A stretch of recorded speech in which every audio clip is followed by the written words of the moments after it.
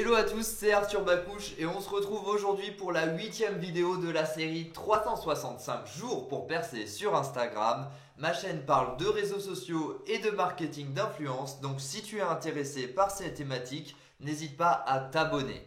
Alors aujourd'hui, je vais te donner les 7 étapes qui sont nécessaires pour réaliser un partenariat avec un influenceur.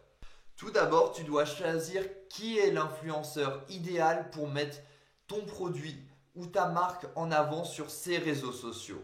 Et bien pour cela, j'ai déjà réalisé une vidéo qui t'explique les caractéristiques d'un micro-influenceur et en quoi il se différencie d'un influenceur. Donc il ne te reste plus qu'à la regarder pour connaître les caractéristiques que tu vas devoir analyser pour choisir l'influenceur qui correspond à ta marque. La deuxième étape est de contacter les influenceurs. Pour cela, tu peux envoyer un mail. Je te conseille d'être très synthétique car les influenceurs qui ne disposent pas d'agence ou de manager reçoivent énormément d'emails sur leur boîte mail et donc il faut que tu sois très synthétique pour leur expliquer rapidement en quoi consiste le partenariat et qu'est-ce qu'ils auraient à faire, quelle serait leur rémunération. Ce que je fais lorsque je travaille avec des influenceurs, c'est que je leur envoie également un message sur leurs réseaux sociaux. Ça permet d'assurer que le message que tu vas leur envoyer va être rapidement lu et pris en compte par les influenceurs. La troisième étape consiste à leur envoyer un produit gratuitement. En fait, avant que l'influenceur décide si oui ou non il va travailler avec toi, il a tout intérêt à connaître tes produits et donc il va falloir que tu leur envoies ce produit pour qu'ils puissent le tester à l'avance et pour qu'ils puissent déterminer si oui ou non il est intéressé pour travailler avec toi et mettre en avant ton produit, ta marque sur ses réseaux sociaux.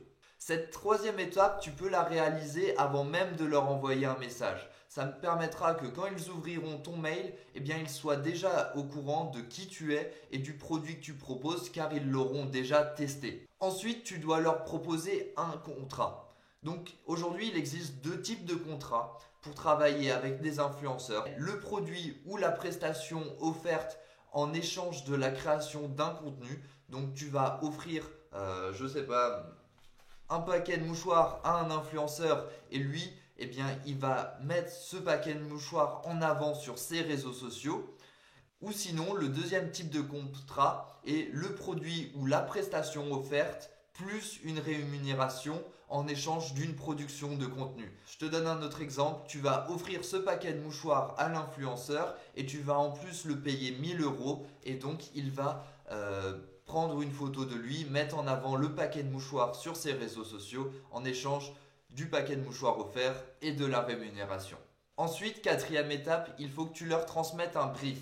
Tu vas transmettre un brief à l'influenceur qui va lui permettre de comprendre quel message doit-il transmettre à sa communauté pour faire la promotion de ton produit ou de ton service. Un brief résume l'objectif du partenariat et quels sont les besoins de ta marque à travers ce partenariat avec l'influenceur.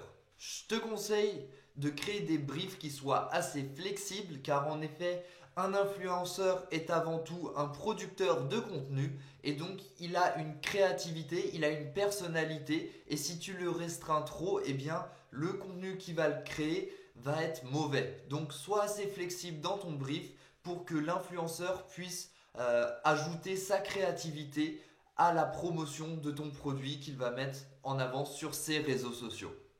Ensuite, il va falloir que tu gères la relation contractuelle du partenariat.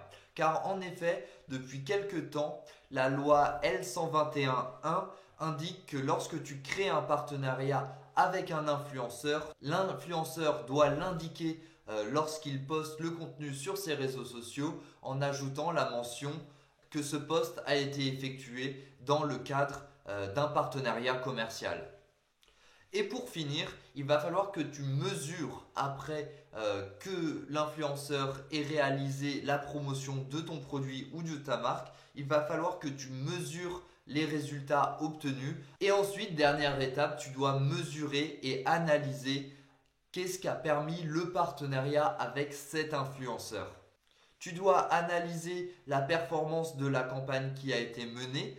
L'influenceur, à travers la promotion de ton produit et de ta marque, a-t-il permis de développer la visibilité de ton entreprise? A-t-il permis de générer de nouvelles ventes? Sa communauté était-elle engagée lorsqu'il a mis ton produit ou ta marque en avant sur ses réseaux sociaux? Et toutes ces caractéristiques que tu vas mesurer vont permettre de savoir si oui ou non tu peux renouveler le partenariat que tu as réalisé avec cet influenceur. J'espère que tu as compris quelles sont les grandes étapes pour gérer un partenariat avec un influenceur. Je pense que je vais réaliser pour chacune des étapes des vidéos qui expliquent en détail comment mener chacune des étapes. Et je te dis à demain pour une nouvelle vidéo. Merci beaucoup, c'était Arthur Bakouche.